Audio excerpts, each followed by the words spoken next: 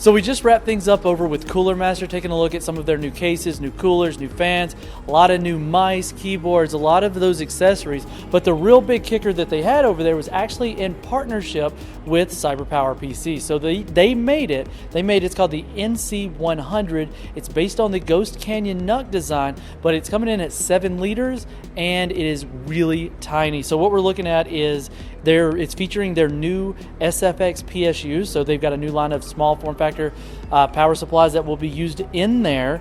Looking around the side of it and the top, you're looking at mesh sides. Now in the model that they had on display, it was angled as far as the cuts go. They say in the final production model will be rectangular all the way around. So you got vents all on both sides. It can support 2 on the top, but right now they only had 1 of their new sickle flow fans, so they're bringing the sickle flow family back, and it's got a 92mm on the top. There is a mount on the bottom for a 92mm fan as well, but the big kicker here is they're actually working on a custom PCB. They've already made the adjustments for the case to support it, but the idea here is the base PCB that the NUC plugs into, so the element board plugs into, has the fan for the CPU right up against the GPU. If you have a graphics card in, it's right up against the back.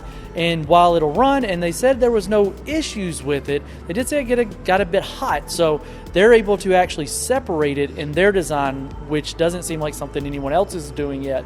So it'll be a completely custom base in there, but the element board will be the same, so when upgrades come along in the future, you can just pull that out and drop it in, and it should allow for much better cooling.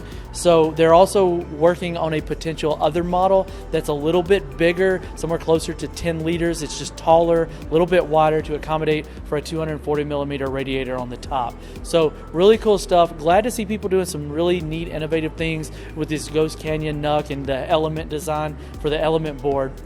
But I'd love to hear your thoughts on this one down in the comment section, and we'll catch you in the next one.